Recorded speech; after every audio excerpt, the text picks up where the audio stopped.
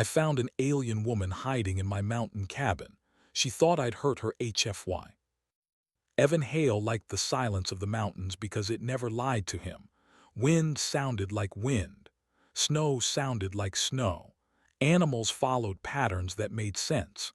After years of working as a ranger and then choosing to live alone, the quiet felt honest. His cabin sat deep in the high ridges, far from roads and cell signals.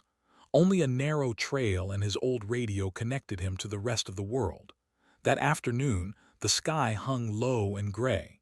Snow clouds pressed against the peaks, heavy and slow. Evan returned from checking traps and boundary markers, his boots crunching through fresh powder. The cold bit into his gloves, but something else made him pause before reaching the door. The lock was not broken, but it felt wrong. Evan stared at it for several seconds. He always left it the same way: turn twice, pull once. This time the metal sat slightly tilted, barely noticeable, enough to make his stomach tighten. He scanned the tree line. Nothing moved except snow drifting off branches. No footprints led away, but snowfall could hide many things. He rested his hand near the hunting knife at his belt and slowly opened the door. Warm air escaped the cabin. That was normal. The fire had been banked before he left, but the smell was different. Clean, sharp, like heated metal after rain. Inside, everything looked mostly the same. The table, the chair, the small stove. Yet something felt off, like a room that remembered someone else breathing in it. He stepped inside and shut the door, listening. Silence. Evan moved carefully. His eyes scanned the shelves. One tin of dried meat was gone, not knocked over, just missing. The water jug was lighter. A blanket near the fireplace had been moved. Someone had been here. No signs of struggle. No damage. Whoever it was had tried not to leave marks. That scared him more than a broken window would have. He checked the back room, then the small storage space. Empty. He knelt and touched the floor near the fireplace. It was warmer than it should be. When he brushed away ash, he noticed fine scratches along the wood. Thin, precise, like something had been pulled aside and put back carefully. Evan stood slowly. The wind outside howled louder, snow beginning to fall hard. Night would come early. Whoever had been here might still be close. He added wood to the fire and waited. Hours passed. The storm thickened. Visibility dropped to nothing. Evan sat with his back to the wall, rifle across his knees, eyes fixed on the shadows between flickering firelight. The mountain creaked and groaned like it always did, but every sound now felt sharper. Then he heard it. A soft scrape beneath the floor. Not an animal. Too controlled. Too slow. Evan stood, heart pounding. He stepped toward the fireplace again, boots quiet against the wood. The sound stopped. He crouched and lifted the loose board he had repaired years ago. Cold air rushed up, carrying that sharp metallic scent again. Two wide eyes stared back at him. They were not human. The figure beneath the floor moved back instantly, pressing into the darkness. A small device sparked in her hands, casting pale blue light. Her breathing was fast and uneven. She looked thin, wrapped in pieces of torn fabric and something like flexible armor. Her skin was a shade between gray and pale gold, marked with faint lines that glowed softly when she moved. She raised the device toward him. It hummed weakly, like it was broken. Evan froze. Neither of them spoke. Her eyes were full of fear, raw and shaking. The kind he had seen in injured animals cornered by storms or traps. She expected pain, expected violence. Slowly, Evan raised both hands and set the rifle down. The device in her hands flickered. She flinched but did not attack. "I'm not going to hurt you," Evan said quietly, though he knew she could not understand. The words were for himself too. She watched his hands closely. Her grip tightened. The light from the device dimmed further, then shut off completely. Whatever it was, it had no power left. For a long moment they stared at each other. Snow hammered the roof above them. Evan reached slowly to his side and pulled out a piece of dried meat. He held it out, palm open, and placed it on the floor near the opening. Then he backed away 2 steps and sat down. She did not move. Minutes passed. Her breathing slowed. Carefully, she crawled closer, never breaking eye contact. Her movements were awkward, like pain held her back. When she reached the meat, she sniffed it, hesitated, then tore a small piece and ate it quickly. Her shoulders sagged with relief. Evan noticed then how badly hurt she was. One arm was burned, skin darkened and cracked. A deep gash ran along her side, poorly bandaged with torn cloth. Dried blood marked her legs. She was not a threat. She was running. The floor creaked as she finally pulled herself out of the crawlspace. She stayed low, ready to flee. Up close, Evan could see her shaking, not from cold alone. He gently slid a blanket toward her. She recoiled at first, then slowly wrapped it around herself, eyes never leaving him. Evan stood and moved to the stove, keeping his movements slow and open. He heated water and placed a cup near her, then backed away again. She studied the cup for a long time before drinking. When she did, her eyes closed briefly, like the warmth hurt and helped at the same time. They sat across from each other as the storm raged outside. Something boomed far away. Not thunder, too sharp, too clean. Her head snapped toward the ceiling. Panic flooded her face. She spoke then. A rush of sounds Evan could not understand, filled with urgency and fear. She pointed upward, then to herself, then shook her head hard. He understood enough. Something was coming. The cabin lights flickered. Evan's radio crackled once, then died. Outside, a faint hum cut through the wind. Low and steady, like the sky itself was vibrating. The alien woman pulled the blanket tighter, eyes wide, fixed on Evan like he held her fate. Evan swallowed and nodded once. Whatever she was running from, it had found the mountain. And now it had found him too. The humming outside grew louder as the night deepened. It was not like any sound Evan had heard before. It did not rise and fall with the wind. It stayed steady, calm, patient, like something waiting. Snow fell harder, but the hum cut through it. The alien woman pressed herself closer to the wall, her eyes wide and fixed on the ceiling. Her breathing became quick again. She whispered sounds under her breath, sharp and broken. Evan stood near the window and carefully pushed aside the curtain. Outside, the storm blurred everything, but faint blue lights moved slowly above the trees. They did not flash like aircraft. They drifted, stopping and starting with purpose.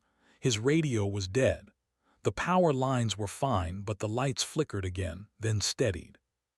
Whatever was outside was not here by accident. He turned back to the woman and raised his hands again, slow and open. He pointed to himself. "Evan," he said. She watched his mouth closely. After a moment, she touched her chest with her good hand and spoke a single word. "Lyra." Her voice was soft, rough with pain and fear, but clear. Evan nodded. "Lyra." At the sound of her name, her shoulders eased slightly. Names mattered, even across worlds. Another low pulse rolled through the air. The cabin walls vibrated faintly. Snow slid off the roof in a heavy rush. Lyra flinched and moved toward the crawlspace again. Evan gently shook his head. He pointed to the walls, then made a wide motion with his hands, showing the thickness of the logs. He pointed to the ground, then pressed his palm down, trying to show safety. She hesitated. Then she shook her head hard and pointed upward again. Her face twisted with fear. She spoke faster now, strings of sounds that clearly meant danger. Evan did not understand the words, but he understood the fear behind them. He walked to the door and slowly opened it just a crack. Cold air and snow rushed in. The hum grew louder instantly. A beam of blue light swept across the trees, then the ground near the cabin. Lyra let out a sharp cry and backed away. Evan closed the door. "All right," he muttered to himself. "All right." He looked around the cabin. It was small but solid, built by his grandfather decades ago. Thick logs, stone foundation. It had survived storms, fires, and earthquakes. He hoped it could survive this. Evan motioned for Lyra to sit near the fireplace. He took out his medical kit and slowly opened it so she could see. Bandages, water, clean cloth. He pointed to her burned arm. She pulled back at first, then winced as she moved. Pain made the decision for her. She nodded once. Evan worked carefully. He cleaned the burn as gently as he could.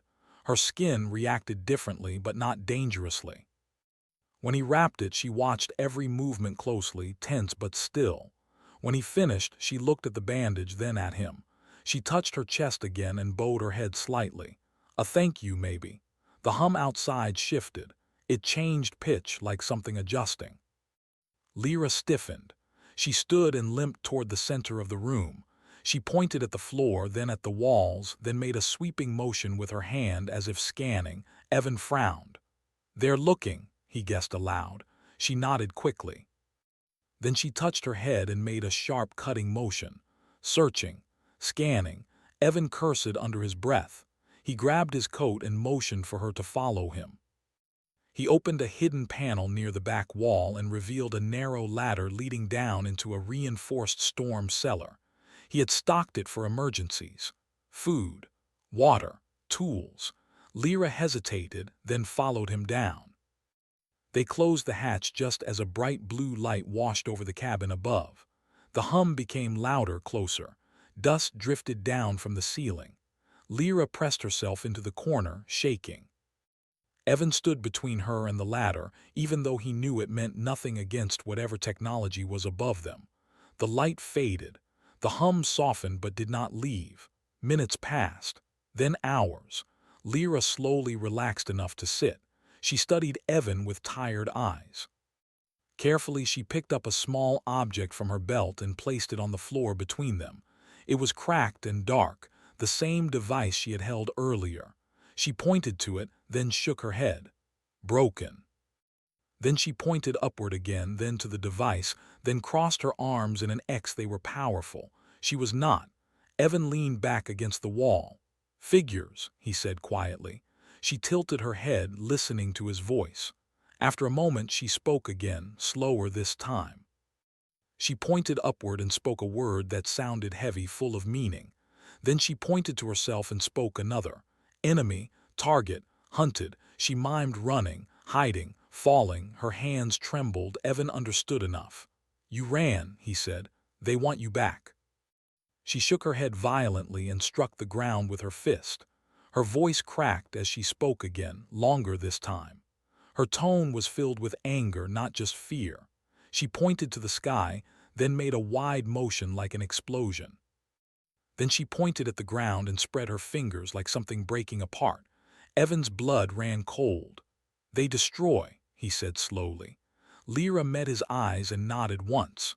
She then pointed around the cellar to the cabin above, then beyond, as if meaning the whole world. Her eyes filled with panic again. Evan swallowed hard. Outside, the hum shifted again. This time it moved away slightly. The blue light did not return. After a long while, Evan climbed the ladder slowly and peeked into the cabin. The lights were steady.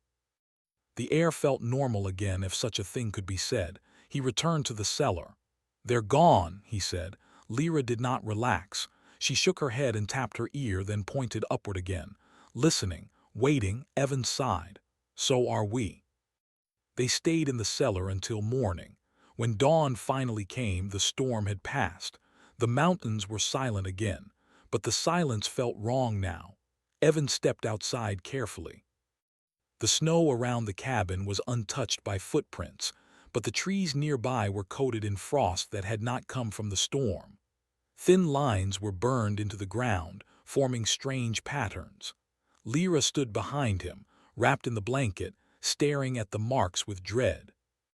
She touched one of the lines and quickly pulled her hand back. Her face darkened. She spoke softly, almost to herself. Evan did not understand the words, but he understood the meaning. They had been marked. High above the mountains, hidden beyond sight, something adjusted its search pattern. And deep in the quiet cabin, a frightened alien and a stubborn human stood together, both knowing that hiding would not be enough for much longer. Morning light should have brought comfort, but it did not. The sun rose pale and weak over the mountains, casting long shadows across the snow. Evan stood outside the cabin, scanning the sky again and again. Nothing moved above the peaks, yet the air still felt wrong, like the land itself was holding its breath. Lyra stayed close to the doorway. She flinched at every sound. Birds did not return to the trees. Even the wind seemed unsure. Evan knelt near the burned lines in the snow. They formed shapes that did not make sense, not random, not natural. He reached out, then stopped himself. Lyra shook her head sharply. "No," she said, the words strained but clear. Evan pulled his hand back. "All right." She crouched and touched the ground near the lines, careful not to cross them. Her skin glowed faintly where the light touched her. She whispered under her breath, then stood quickly, fear rising in her eyes again. She pointed toward the forest, then upward, then made a sharp slicing motion with her hand. "They'll come back," Evan said quietly. She nodded. They went back inside. Evan locked the door, though he knew it meant nothing. He packed supplies fast. Food, water, rope, flares, his old compass. He grabbed a heavy coat for Lyra and helped her into it. She was lighter than she looked, too light. He pointed to her wounds. "Can you walk?" She tested her leg. Pain crossed her face, but she nodded once. That was enough. They left the cabin through the back, moving into the trees. Evan chose paths he had used for years, places hidden from the sky by thick branches and stone overhangs. The forest was his ally even now. Lyra moved carefully, watching everything. She stopped often, pressing her hand to her head, listening. Each time she did, Evan felt a cold twist in his stomach. After an hour, they reached an old mining tunnel carved into the rock. Evan had sealed it years ago, but the entrance was still there, hidden by brush and snow. He pushed aside the cover and led her inside. The tunnel smelled of damp stone and rust. Darkness swallowed them as Evan lit a lantern. The walls were rough, scarred by tools long gone. The tunnel ran deep into the mountain, twisting and narrowing. They moved until the light from outside was gone. Evan stopped and listened. At first there was nothing. Then the hum returned. It was faint, distant, but growing. Lyra stiffened. Her breathing quickened. She grabbed Evan's sleeve and pointed back the way they had come, then deeper into the tunnel. "They're scanning," Evan said. She nodded, eyes wide. The hum grew louder. Dust fell from the ceiling. Small stones rattled along the ground. Evan looked around. He spotted a side shaft half collapsed. He motioned for Lyra to follow and pulled her into it just as a blue light washed across the tunnel entrance. The light passed slowly, methodically. It stopped. Then it swept back. Lyra covered her mouth, eyes squeezed shut. The light moved closer. Evan's mind raced. He grabbed a length of chain from the wall and wrapped it around a metal support beam, then braced his foot against the rock. When the light reached the shaft entrance, he pulled hard. The beam snapped free with a scream of metal. Rocks and debris crashed down, blocking the shaft opening. The blue light vanished. The hum spiked sharply, then shifted in tone. Lyra stared at Evan in shock. Her eyes flicked to the collapsed rocks, then back to him. She said something fast and urgent, pointing at the beam, then at him. Evan guessed enough. That wasn't supposed to work. She shook her head slowly, disbelief written across her face. The hum outside grew louder, angry now. Evan grabbed her hand. "We move." They went deeper. The tunnel sloped downward, twisting until the air grew colder. Evan's legs burned, but he kept going. Behind them, the hum echoed through the stone, bouncing and distorting. Then came the strike. A sharp crack split the tunnel wall. Stone shattered inward, throwing Evan to the ground. Lyra cried out as debris rained down. Blue light poured through the new opening. Not a drone this time. Something larger pressed against the rock, smooth and dark, glowing lines pulsing along its surface. Evan scrambled up and dragged Lyra behind a thick pillar of stone. He grabbed his rifle, knowing it was useless, but unwilling to face the thing empty-handed. The wall peeled away like paper. A machine slid into the tunnel, hovering inches above the ground. It had no clear shape, just shifting angles and glowing eyes that were not eyes at all. Lyra trembled violently. She pressed herself against the stone and whispered in a broken voice. Evan raised the rifle and fired. The shot echoed loudly. The bullet struck the machine and flattened, useless. The machine paused. Then it moved again, faster. Evan swore and grabbed a flare. He struck it and hurled it toward the machine. The bright red light flared, reflecting wildly off the tunnel walls. The machine jerked back slightly. Its glow flickered. Evan noticed. It doesn't like light. He grabbed another flare and handed it to Lyra. She hesitated, then nodded and lit it. Together they waved the flares, forcing the machine to keep its distance. The hum rose to a painful pitch. Lyra shouted something and pointed to the ceiling. Evan looked up just as a section of the tunnel began to crack. "Run," he said. They ran. Behind them the tunnel collapsed, stone and metal crashing down. The hum cut off suddenly. Silence followed. They stopped only when their lungs burned and their legs shook. Evan leaned against the wall, gasping. Lyra slid down beside him, exhausted. For a long moment neither spoke. Then Lyra looked at him with something new in her eyes, not just fear, respect. She touched her chest. "Human," she said softly, as if testing the word. Evan laughed weakly. "Yeah." She shook her head, still staring at him. She spoke slowly now, carefully choosing each sound. "We thought you were weak." Evan raised an eyebrow. "We get that a lot." She did not smile. Her face grew serious again. She pointed upward, then made a wide circle with her hand, then clenched her fist. "More coming," she said. Evan's smile faded. She continued, her words halting but clearer now. She spoke of watchers, judges. A force that decided which worlds lived and which were erased. Worlds that fought back were marked, studied, broken. She pointed at Evan. "You fight." Evan looked down at his scraped hands, the broken tunnel behind them, the flare still burning low. "Sometimes," he said. Lyra's voice dropped. "They will not stop now." Evan nodded slowly. He already knew. They rested only briefly. Then Evan stood and offered her his hand. She took it without hesitation this time. Together they moved deeper into the mountain, unaware that far above, beyond the clouds, a command signal pulsed outward. The hunt had changed. Earth was no longer just being watched. It was being tested. The tunnel opened into a wide cavern deep inside the mountain. Thin streams of water ran down the stone walls, dripping into shallow pools. The air was cold but still. Evan stopped near the entrance and listened. No hum, no vibration, only water and their breathing. Lyra sank to the ground, exhausted. Evan knelt beside her and checked her injuries again. The burn was angry but stable. The cut along her side had reopened slightly. He cleaned it as best he could and wrapped it tighter. "You need rest," he said. She nodded, eyes half closed. They stayed there for hours. Evan rationed food and water carefully. The lantern cast long shadows across the cavern, making the stone look alive. His thoughts would not slow. He kept thinking about the machine in the tunnel, about how easily it broke stone, about how small his world suddenly felt. Lyra woke later, sitting up slowly. She watched Evan for a long time before speaking. "They are called the Wardens," she said. Evan looked up.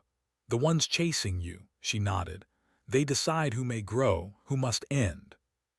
She explained in simple words. Long ago, her people believed the Wardens protected the galaxy from chaos. They erased worlds that grew too fast, fought too hard, or refused control. It was called balance. It was called mercy, until Lyra saw the truth. She had been sent to observe Earth, to measure human behavior, to report weakness or danger. What she found instead confused her. Humans fought each other, yes, but they also protected strangers. They rebuilt after disaster. They refused to stay broken. When the Wardens ordered her to mark Earth for cleansing, she refused. Evan listened in silence. "They do not forgive refusal," she said quietly. "They make examples." Evan rubbed his face. "So what happens now?" Lyra hesitated. "Now Earth is noticed."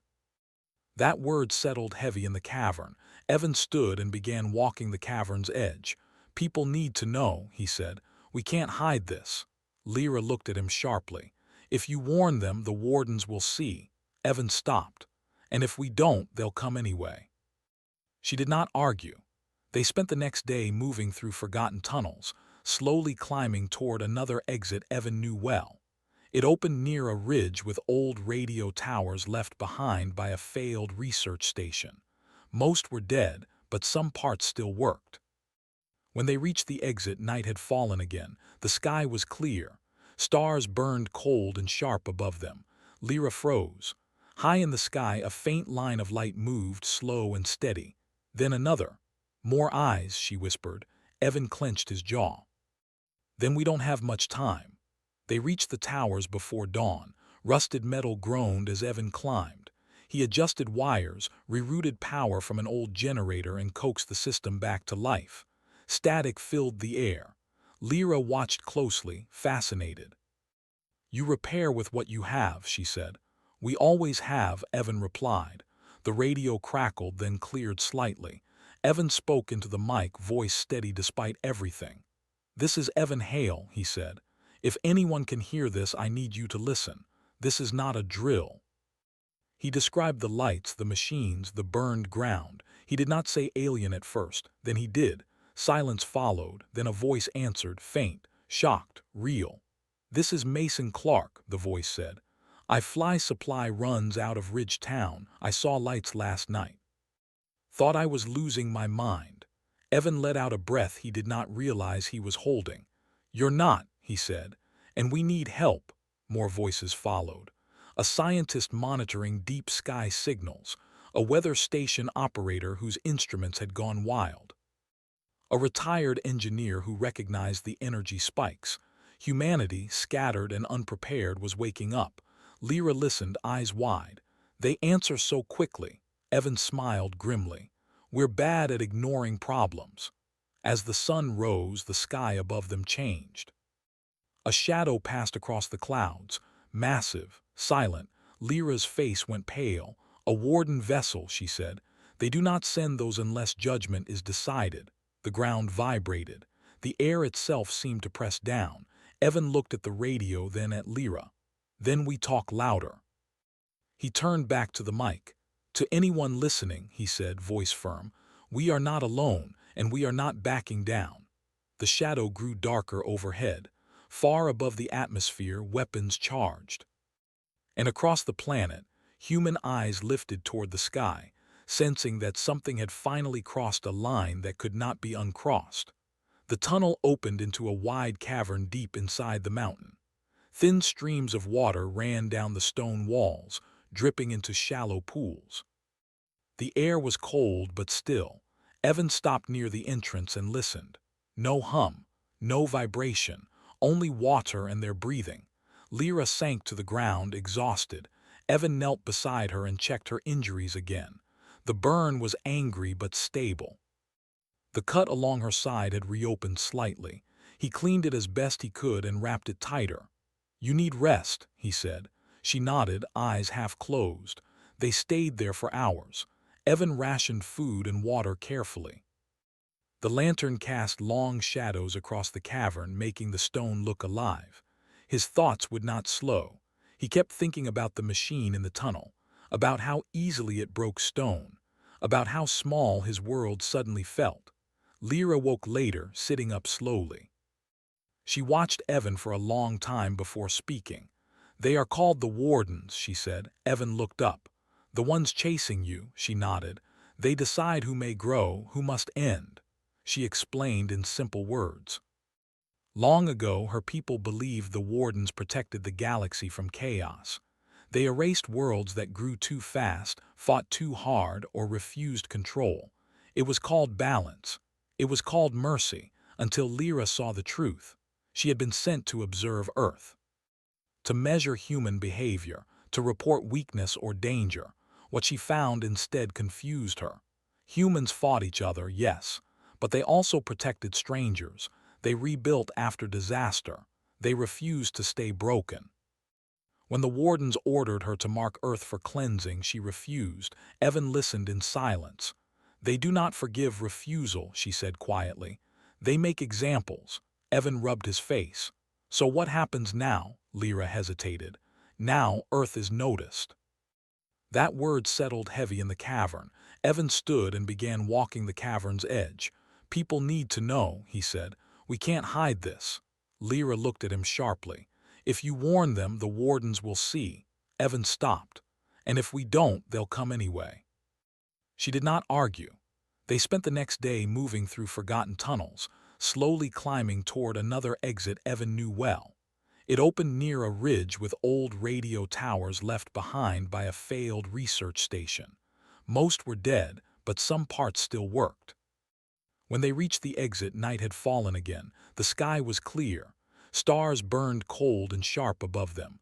Lyra froze. High in the sky, a faint line of light moved, slow and steady. Then another. More eyes, she whispered. Evan clenched his jaw. Then we don't have much time.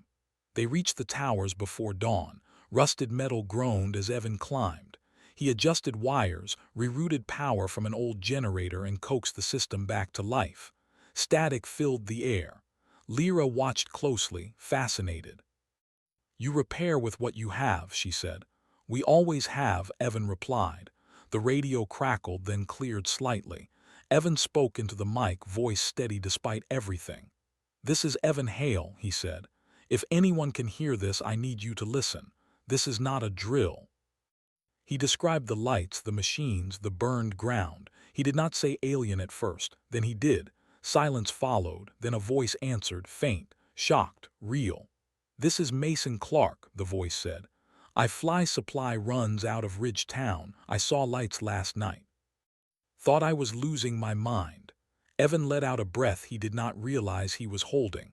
You're not, he said, and we need help. More voices followed. A scientist monitoring deep sky signals, a weather station operator whose instruments had gone wild, a retired engineer who recognized the energy spikes. Humanity, scattered and unprepared, was waking up. Lyra listened, eyes wide. They answer so quickly. Evan smiled grimly. We're bad at ignoring problems. As the sun rose, the sky above them changed. A shadow passed across the clouds, massive, silent. Lyra's face went pale. A warden vessel, she said. They do not send those unless judgment is decided. The ground vibrated. The air itself seemed to press down. Evan looked at the radio, then at Lyra. Then we talk louder. He turned back to the mic.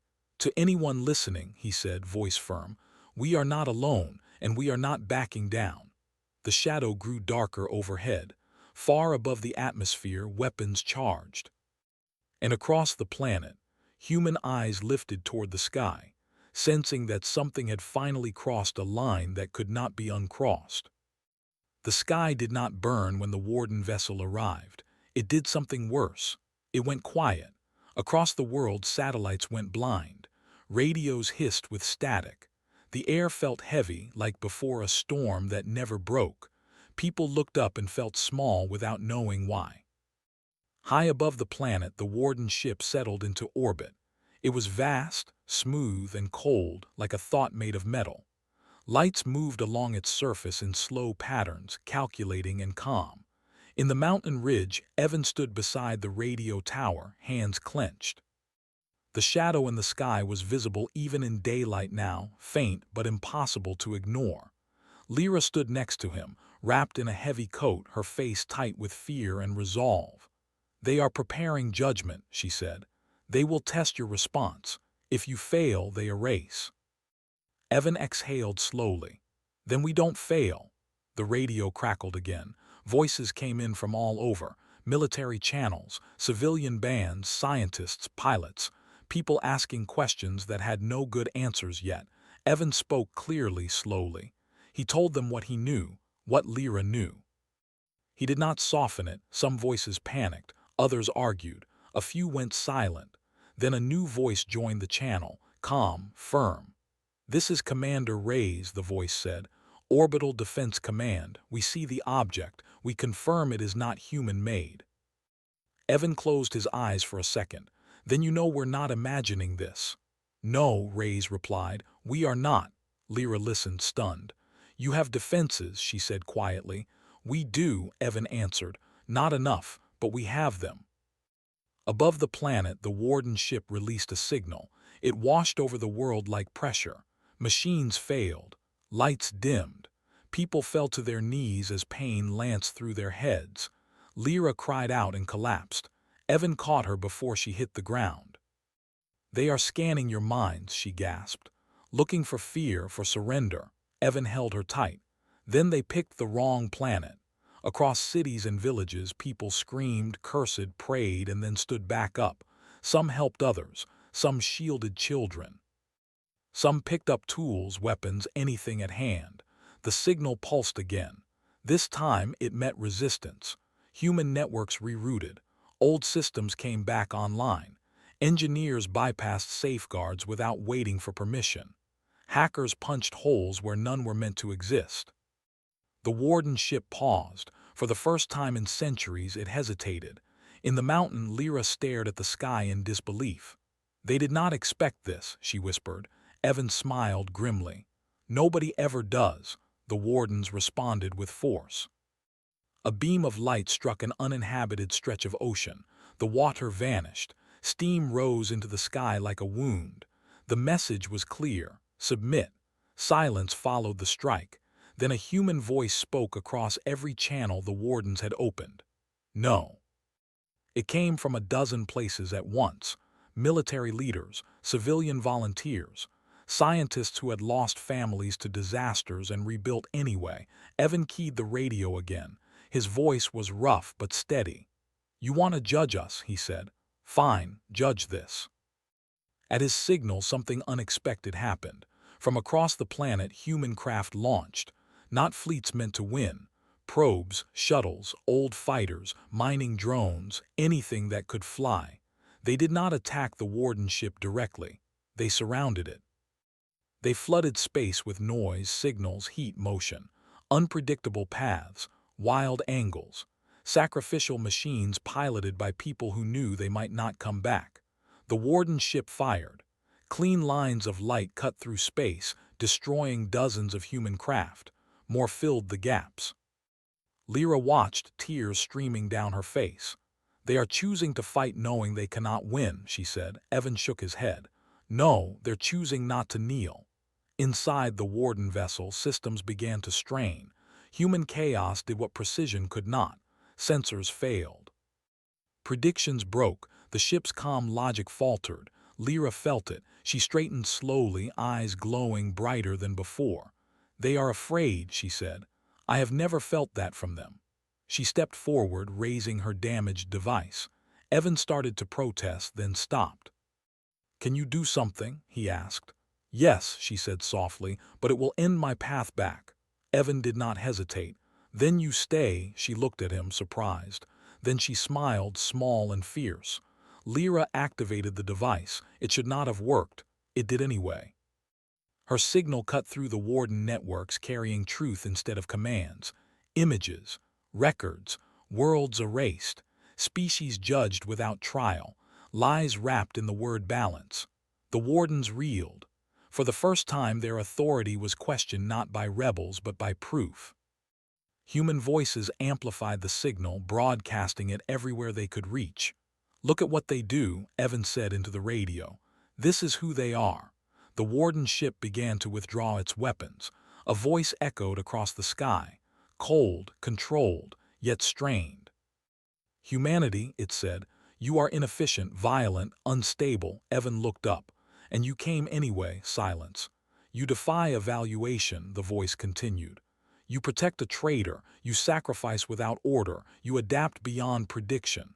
Evan smiled. "That's us." The Warden ship pulled back, slowly increasing distance. "We will not cleanse this world," the voice said at last. "We will mark it." Lyra stiffened. "Marked means watched," she warned. Evan nodded. "We can live with that." The ship vanished into dark space. The pressure lifted. Systems returned. The sky felt like sky again. Across the world, people cried, laughed, collapsed, and held each other. No victory parades followed. No cheers. Just relief and a deep understanding that nothing would ever be the same. On the mountain ridge, Evan sat heavily on the ground. Lyra sat beside him, exhausted. You are all insane, she said quietly. Evan chuckled. Yeah, but we're still here. She looked out over the peaks, the forests, the distant towns. They will warn others about you, she said. They will say humans are dangerous. Evan shrugged. Good. Lyra turned to him. What will you do now? Evan thought about his cabin, the quiet, the life he thought he wanted. Then he looked at the radio, still buzzing with voices. I guess, he said slowly, I stop hiding. Lyra nodded. Then so do I. Far beyond the stars, records were updated. A new entry added. Earth. Status uncertain. Recommendation. Avoid direct control. Reason. Humanity does not submit.